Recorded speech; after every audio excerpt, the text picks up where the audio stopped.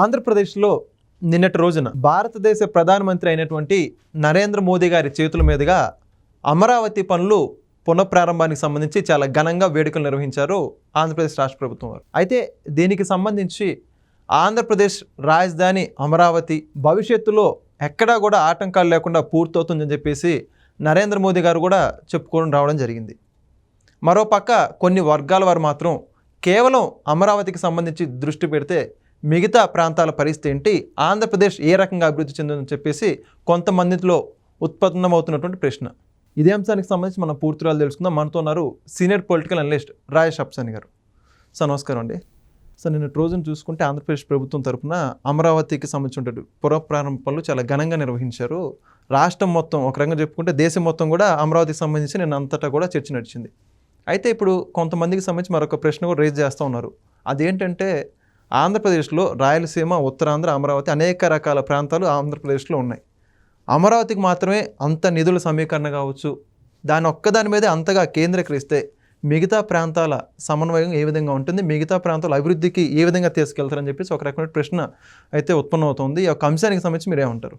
అంటే ఒకటి, మిగతా ప్రాంతాల అభివృద్ధి విషయంలో ప్రభుత్వం ప్రాధాన్యత ఇవ్వకుండా ఉంటే అమరావతి మీద మాత్రమే ప్రభుత్వం దృష్టి మొత్తాన్ని కేంద్రీకరించి రాష్ట్ర ప్రభుత్వానికి ఉండే రిసోర్సెస్ని ఒక అమరావతిలో మాత్రమే కేంద్రీకరించి అక్కడ మాత్రమే అభివృద్ధి చేస్తూ ఉంటే మరి రాష్ట్రంలో అభివృద్ధి సమతుల్యత సాధించాల్సిన అవసరం రీత్యా మా ప్రాంతాలను కూడా పరిగణలోకి తీసుకోవాలి కదా.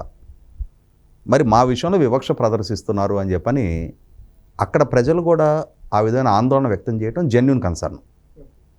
అయితే ఇక్కడ గమనించుకోవాల్సింది ఏంటి అంటే 2019కి ముందు 2014 నుంచి 19 వరకు ముఖ్యమంత్రిగా చంద్రబాబు నాయుడు గారి పరిపాలనా హయాంలో కూడా ఆ రోజు ఆయన మీద ప్రధానంగా మోపిన నిందిది. చంద్రబాబు నాయుడు గారు అమరావతి మీద మాత్రమే ఫోకస్ చేస్తున్నారు. అమరావతి ఆయన సామాజిక వర్గం ప్రధానంగా కేంద్రీకరించున్న ప్రాంతం కావడంతో ఆయన అమరావతి మీద మాత్రమే ఫోకస్ చేస్తున్నారు. అది అసలు అమరావతి కాదు, అది కమ్మరావతి అని చెప్పని చంద్రబాబు నాయుడు గారి మీద నిందలు మోపారు. కానీ వాస్తవ దృశ్యం ఏంటి అంటే 2019కి ముందు కూడా చంద్రబాబు నాయుడు గారు అమరావతిని రాజధానిగా నిర్ణయించిన రోజునే 13 జిల్లాలకి సంబంధించి 13 జిల్లాల్లో ఉన్న మెరిట్స్ ప్రాతిపదికగా, అంటే కొన్ని జిల్లాల్లో మినరల్ వెళ్తుంది, కొన్ని జిల్లాల్లో ఫుడ్ ప్రాసెసింగ్ యూనిట్లు పెట్టడానికి ఆస్కారం ఉంది, కొన్ని జిల్లాల్లో non conventional energy like solar and wind energy ప్లాంట్లు పెట్టడానికి ఆస్కారం ఉంది, కొన్ని జిల్లాల్లో ముఖ్యంగా కర్నూలు లాంటి జిల్లాల్లో సీడ్ బౌల్గా ప్రపంచానికి ఒక విత్తన రాజధానిగా తీర్చిదిద్దడానికి ఆస్కారం ఉంది. ఇటువంటి వాటినన్నింటినీ ఐడెంటిఫై చేసి ఆయన అసెంబ్లీ వేదికగా 13 జిల్లాలకి అభివృద్ధి ప్రణాళికలు ప్రకటించారు. తన పాలనా హయాంలో వీలైనంత వరకు వాటిని సాధించడానికి కూడా ప్రయత్నం చేశారు. అయినా సరే నిజం గడప దాటేలోపు అబద్ధం ప్రపంచాన్ని చుట్టూ వస్తుంది అన్నట్టుగా ప్రభుత్వానికి వ్యతిరేకంగా జరిగిన విష ప్రచారం ప్రజల్లో నాటుకున్నంతగా ప్రభుత్వం చెప్తున్న నిజం ప్రజలకు చేరువ చేయడంలో ప్రభుత్వం కూడా ఫెయిల్ అయింది. ఆ రోజు తెలుగుదేశం పార్టీ నాయకత్వం కూడా ఫెయిల్ అయింది. ఇటువంటి పరిస్థితుల్లోనే 2019 ఎన్నికల్లో రాయలసీమ ప్రజల్లో చంద్రబాబు నాయుడు గారు, జగన్మోహన్ రెడ్డి గారు ఇరువురు రాయలసీమ వాసులు అయినా సరే జగన్మోహన్ రెడ్డి గారిని రాయలసీమ ఓన్ చేసుకుంది కాబట్టి ఆ ఎన్నికల్లో రాయలసీమలో ఉన్న 52 స్థానాల్లో కేవలం 3 స్థానాలు తెలుగుదేశం పార్టీకి దక్కాయి. చంద్రబాబు నాయుడు గారు, బాలకృష్ణ గారు, పయ్యావుల కేశవ్ గారు ముగ్గురు మాత్రమే తెలుగుదేశం పార్టీ నుంచి నెగ్గారు. మిగిలిన 49 స్థానాలు జగన్మోహన్ రెడ్డి గారికి రాయలసీమ కట్టబెట్టింది. అంటే రాయలసీమ ఏం ఆశించింది అని అంటే పారిశ్రామికీకరణ పరంగా చంద్రబాబు నాయుడు గారు రాయలసీమకి ప్రాధాన్యత ఇస్తున్నారు. ఐఐటి, ఐజర్, సెంట్రల్ యూనివర్సిటీ లాంటి, ఉర్దూ యూనివర్సిటీ లాంటి ఒక్కొక్క జిల్లాకి ఒక్కొక్క ప్రధాన విద్యా సంస్థలు రాయలసీమకి కేటాయిస్తున్నారు, నిర్మాణం జరుగుతూ ఉన్నాయి. పారిశ్రామిక సంస్థలని రాయలసీమలోనే కేంద్రీకరిస్తున్నారు. ఇరిగేషన్ రంగపరంగా రాయలసీమకు ప్రాధాన్యత ఇస్తున్నారు. అయినా సరే వీటిని ప్రమోట్ చేసుకోవడంలో తెలుగుదేశం పార్టీ ఫెయిల్ అయింది. అదే సందర్భంలో రాయలసీమ ప్రజలు కూడా జగన్మోహన్ రెడ్డి గారు ఇంతకన్నా మరింత ప్రాధాన్యత ఇవ్వగలడు, రాయలసీమ జగన్మోహన్ రెడ్డికి బలంగా ఉన్నారు కాబట్టి జగన్మోహన్ రెడ్డి మరింతగా అభివృద్ధి చేస్తాడని చెప్పని ఆకాంక్షించారు. ఒక హై ఎక్స్పెక్టేషన్తో జగన్మోహన్ రెడ్డిని 2019లో గెలిపించారు. కానీ వాస్తవంగా పాలకుడిగా జగన్మోహన్ రెడ్డి పనితీరు అనుభవపూర్వకంగా కళ ముందుకు వచ్చేటప్పటికి ముఖ్యమంత్రిగా జగన్మోహన్ రెడ్డి ప్రాధాన్యతలు ఆయన నిర్దేశించుకుంటున్న లక్ష్యాలు చూసిన తర్వాత మోసపోయామని చెప్పని రిలీజ్ కావడానికి ఉత్తరాంధ్ర, మిగిలిన కోస్తా ప్రాంతం, రాయలసీమ ప్రజలు రిలీజ్ కావడానికి అన్నాళ్ళు పట్టల. అరే, చంద్రబాబు నాయుడు గారు విభజన జరిగిన రాష్ట్రంలో రాజధాని నిర్మాణం జరిగి తీరాల్సిన అవసరం రీత్యా రాజధాని నిర్మాణానికి ప్రాధాన్యత ఇస్తూ కూడా విశాఖపట్నాన్ని అభివృద్ధి చేశారు, రాయలసీమ ప్రాంతాన్ని అభివృద్ధి చేశారు. ముఖ్యంగా ఆయన పాలనా హయాంలో 67,000 కోట్ల రూపాయలు ఇరిగేషన్ రంగానికి ఖర్చు పెడితే 5 సంవత్సరాల జగన్మోహన్ రెడ్డి పాలనా హయాంలో కేవలం 23,000 కోట్లు మాత్రమే ఖర్చు పెట్టడం జరిగింది. ఇరిగేషన్ రంగపరంగా మోసానికి గురయ్యాం. అన్నిటికన్నా ముఖ్యంగా చంద్రబాబు నాయుడు గారి హయాంలో రాయలసీమకి ఇచ్చిన ప్రాధాన్యత, అక్కడ 90% సబ్సిడీతో అక్కడున్న కొద్దిపాటి నీటి వనరులను సద్వినియోగం చేసుకొని హార్టికల్చర్ని ప్రమోట్ చేసి అక్కడ మెరుగైన ఆదాయ వనరులు సాధించడం కోసం ఆయన 17 లక్షల ఎకరాలకి డ్రిప్ పరికరాలు ఇస్తే జగన్మోహన్ రెడ్డి పాలనా హయాంలో 4 సంవత్సరాలు ఆ పథకాన్ని పక్కన పెట్టి 5వ సంవత్సరం 2 లక్షల ఎకరాలకు మాత్రం ఆయన మంజూరు చేశాడు. మరి అటువంటి చంద్రబాబును కాదని మనం జగన్మోహన్ రెడ్డిని గెలిపించుకున్నాం కదా, ఇటువంటి పరిస్థితుల్లో మనం మోసపోయాం కదా అని చెప్పని రిలీజ్ అయిన ప్రజలు శ్రీకాకుళం నుంచి అనంతపూర్ జిల్లా హిందూపూరు కర్ణాటక బోర్డర్లో ఉండే చిట్చివరి నియోజకవర్గం, ఇటు కర్నూలు బోర్డర్లో ఎమ్మిగనూరు కర్ణాటక బోర్డర్లో ఉంటుంది, మంత్రాలయం ఎమ్మిగనూరు నియోజకవర్గాలు.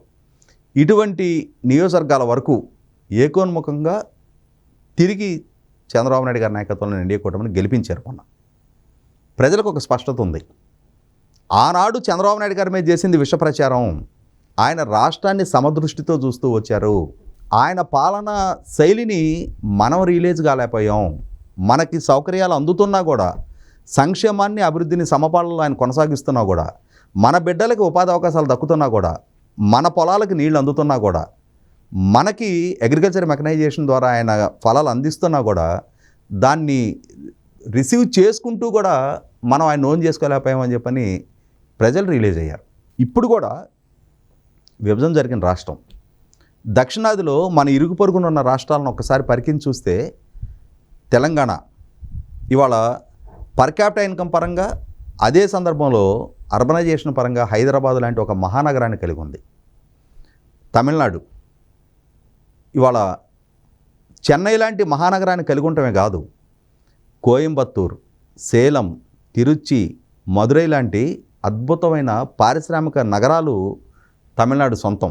కర్ణాటక బెంగళూరు లాంటి లక్షలాది మందికి ఉపాధి కల్పిస్తున్న ఒక మహానగరం కర్ణాటకకి సొంతం. మరి అటువంటి ఒక సమగ్ర నగరం ఆంధ్రప్రదేశ్ రాష్ట్రానికి అవసరం లేదా? లక్షలాది మంది యువతకు ఉపాధి కల్పనకు ఆస్కారం ఉండాలి. అలాగే ప్రభుత్వానికి సంపద సృష్టి జరిగి ట్యాక్స్ రెవెన్యూస్ రావాలి. అటువంటి ఒక నగర నిర్మాణానికి చంద్రబాబు నాయుడు గారి ప్రభుత్వం పూనుకుంటే దాన్ని ఆక్షేపించడం ఏంటి? అంటే మన ఇరుగు పొరుగునున్న అభివృద్ధి చెందిన రాష్ట్రాల సరసన ఆంధ్రప్రదేశ్ రాష్ట్రాన్ని కూడా నిలపాలి అనుకోవటం ఆయన చేస్తున్న తప్ప. ప్రజలకు ఆ స్పష్టత ఉంది.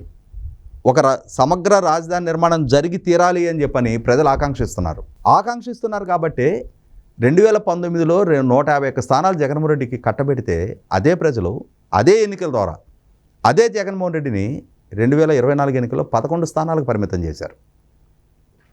అటువంటప్పుడు ఇవాళ 10 నెలల కాలంలో శ్రీకాకుళం నుంచి అనంతపూర్ జిల్లా దాకా ఏ జిల్లాలో చూసుకున్నా, మూలపాడు పోర్టు శ్రీకాకుళం జిల్లాతో మొదలుపెట్టి, విజయనగరం జిల్లాలో భోగాపురం ఎయిర్పోర్ట్ నుంచి మొదలుపెట్టి, విశాఖపట్నంలో సర్వీస్ సెక్టార్కి ప్రాధాన్యత ఇస్తూ టీసీఎస్ లాంటి సంస్థ గ్రౌండింగ్ అవటం మొదలుపెట్టి ఇవాళ 1,40,000 కోట్ల రూపాయల ఆర్సిలర్ మెట్టల్ ఉక్కు పరిశ్రమ అనకాపల్లి జిల్లాలో, అదే సందర్భంలో green hydrogen project, green ammonium project, ఇలా ఏ జిల్లాల్లో ప్రాధాన్యత ఇవ్వకుండా వస్తున్నారు?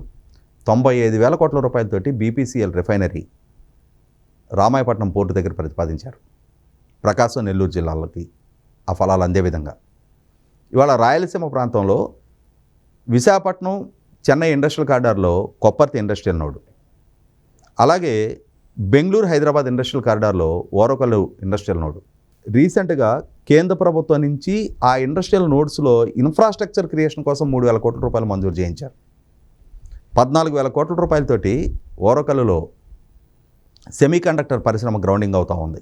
ఇవాళ పారిశ్రామికీకరణ పరంగా కానీ, విద్యా సంస్థల పరంగా కానీ, అన్నిటికన్నా ముఖ్యంగా ఇరిగేషన్ రంగానికి తొలి ప్రాధాన్యత ఇస్తూ నిమ్మల రామానాయుడు గారి ఆధ్వర్యంలో ప్రతి ఇరిగేషన్ ప్రాజెక్ట్ని సందర్శించి హంద్రీనీవా కెనాలు వైడనింగ్ దగ్గర నుంచి మొదలుపెట్టి ఇవాళ జగన్మోహన్ రెడ్డి గారి పాలనా హయాంలో 5 సంవత్సరాలు గండికోట రిజర్వాయర్లో నీళ్లున్నా ఆ రిజర్వాయర్ నీళ్ళని రైతుల పొలాలకు చేర్చే పిల్లకాలాల వ్యవస్థ ఏర్పాటు చేయని పర్యవసానం ఇవాళ కళ్ళ ముందు నీళ్లు కనిపిస్తున్న ఆ ఫలాలను రైతులు అందుకోలేకపోతూ ఉన్నారు. అటువంటి స్థితి నుంచి ఇవాళ ఇరిగేషన్ రంగానికి తొలి ప్రాధాన్యత ఇస్తూ ఉన్నారు. కుప్పం నియోజకవర్గం వరకు నీళ్లు చేర్చాలి అనే ఒక లక్ష్యంతో ప్రభుత్వం పనిచేస్తూ ఉంది. అంటే వ్యవసాయానికి నీటి సౌకర్యం కల్పించాలి, హార్టికల్చర్కి డ్రిప్ పరికరాలు అందించాలి, అగ్రికల్చర్ మెకనైజేషన్ కోసం ఒకనాడు చంద్రబాబు నాయుడు గారి ప్రభుత్వ హయాంలో 26,000 ట్రాక్టర్లు రైతు రథం పేరిట సబ్సిడీ మీద రైతాంగానికి అందించారు. హార్వెస్టర్లు ఇచ్చారు, రోటవేటర్లు ఇచ్చారు, బేలర్లు ఇచ్చారు, తైవాన్ స్ప్రేయర్లు ఇచ్చారు, మల్చింగ్ షీట్లు ఇచ్చారు, డ్రిప్ పరికరాలు ఇచ్చారు.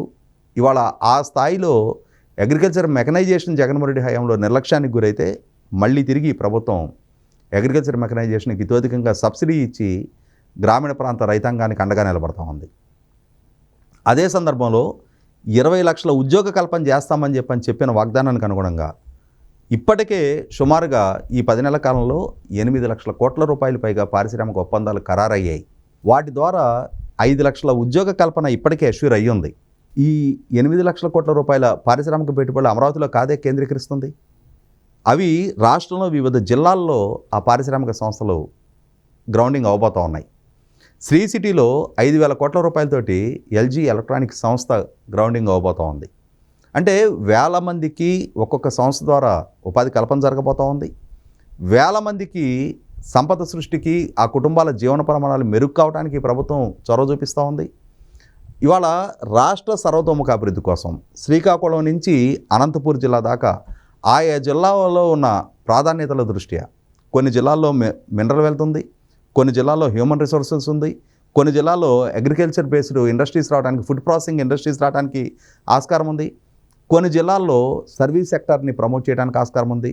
అమరావతిలో మొట్టమొదటగా ఉపాధి కల్పన కోసం క్వాంటమ్ కంప్యూటింగ్ సిటీ అనేది ఏర్పాటు చేయబోతున్నామని చెప్పని తొలి ప్రాధాన్యతగా అమరావతిలో మొట్టమొదటి అనౌన్స్మెంట్ అది. ఇప్పటిదాకా అమరావతిలో ఉపాధి కల్పన దిశగా ఎటువంటి సంస్థల గ్రౌండింగ్ అవ్వలా. ఇప్పటివరకు ప్రభుత్వ కార్యాలయాలు, కేంద్ర ప్రభుత్వ రంగ సంస్థల కార్యాలయాల గురించే ప్రతిపాదన నడుస్తూ ఉంది. అటువంటి అమరావతిలో కూడా ఎంప్లాయ్మెంట్ క్రియేషన్కి ప్రాధాన్యత ఇవ్వాలి అని చెప్పని 20 లక్షలు ఉద్యోగ కల్పన చేస్తామని యువతకి ఇచ్చిన వాగ్దానాన్ని నెరవేర్చుకునే దిశగా అన్ని జిల్లాల్లో ఆ జిల్లాల్లో ఉన్న మెరిట్స్ ప్రాతిపదికగా ఉపాధి కల్పనకి ప్రభుత్వం ప్రయత్నం చేస్తుందనేది వాస్తవం. వీటిని ప్రజల పరిగణలోకి తీసుకున్నారు. యువత ప్రభుత్వం వైపు ఆశగా ఎదురు చూస్తూ ఉంది. యువత ప్రభుత్వం మీద ఒక నమ్మకంతో ప్రభుత్వం చేస్తున్న అభివృద్ధి పట్ల వాళ్ళు సానుకూలత కలిగి ఉన్నారు కాబట్టి యువత నుంచి ఈ ప్రశ్నలు తలెత్తట్టాల. కానీ జగన్మోహన్ రెడ్డి గారు, అలాగే జగన్మోహన్ రెడ్డి గారి ద్వారా పెంచి పోషించబడుతున్న కొంతమంది న్యూట్రల్ ముసుగులో ఉన్న ఆనాటి నుంచి ఈనాటి వరకు సోకాల్డ్ ఇంటలెక్చువల్ పీపుల్ కొంతమంది వాళ్ళు ప్రభుత్వానికి వ్యతిరేకంగా ప్రాంతీయ అసమానతలు ప్రభుత్వం పెంచి పోషిస్తున్నట్టుగా సృష్టించే ప్రయత్నం చేస్తున్నారు. ఇవాళ అమరావతి మీద పెట్టే ఏ ఒక్క రూపాయి ఖర్చు కూడా రాష్ట్ర ప్రభుత్వ బడ్జెట్ నుంచి కేటాయింపులు చేయటం లేదు.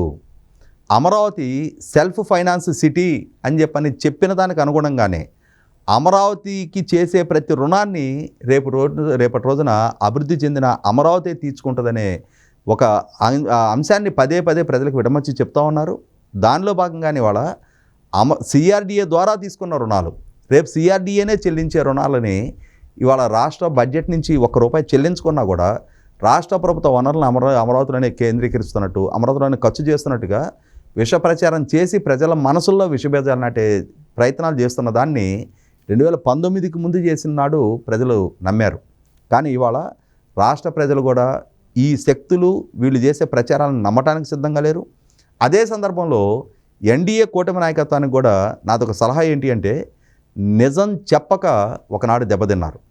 ఇప్పటికైనా సరే మీరేం చేస్తున్నారు, మీ చిత్తశుద్ధి ఏంటి, మీ చిత్తశుద్ధితోటి మీరు చేస్తున్న పనుల వల్ల సమాజానికి, రాష్ట్ర ప్రజలకి దక్కే ఫలాలేంటి అనేది విడమర్చి చెప్పే ప్రయత్నం చేయండి.